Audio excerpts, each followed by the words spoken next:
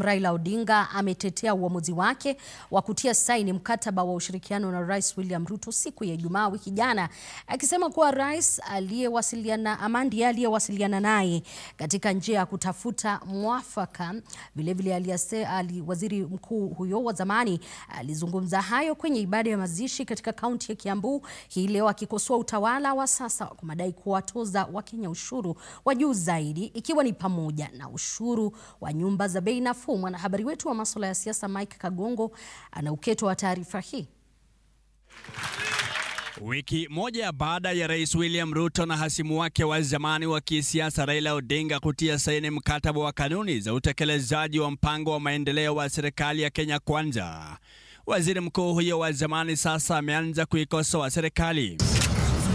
Akizungumza wakati wa ibada ya mazishi katika kaunti ya Kiambu mapema hii leo, Odinga amesema ni Rais William Ruto ambaye alimuendea ili kumsaidia katika kufanya maamuzi mwafaka kuhusu azma yake ya kuwafanyia Wakenya kazi kwa mujibu wa manifesto yake. Mimi sijaenda kwa Ruto. Ruto amekuja kwangu. Mimi nimesema mimi nibaki, msimamo yangu haijabadilika.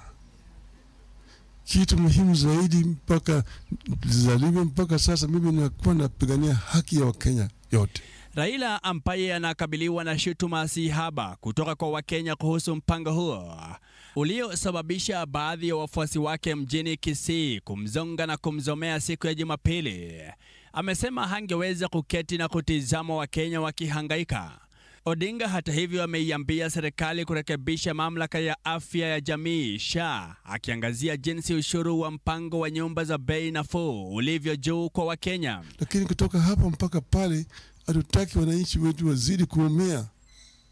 Mambo ya matibabu iko na shida.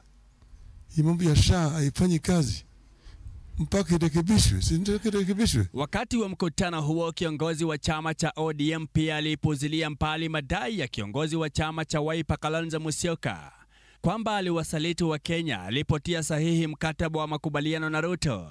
Odinga amesisitiza kuwa mkataba wake wa hivi majuzi na kiongozi wa taifa ulikuwa wa manufaa kwa Wakenya wote. Miongoni mwa makubaliano muhimu yaliyoafikiwa ni utekelezwaji kamili wa ripoti ya kamati ya kitaifa ya mazungumzo NADCO, kushughulikia ukosefu wa ajira kwa vijana na utekelezaji wa kanuni ya thuluthi mbili ya jinsia.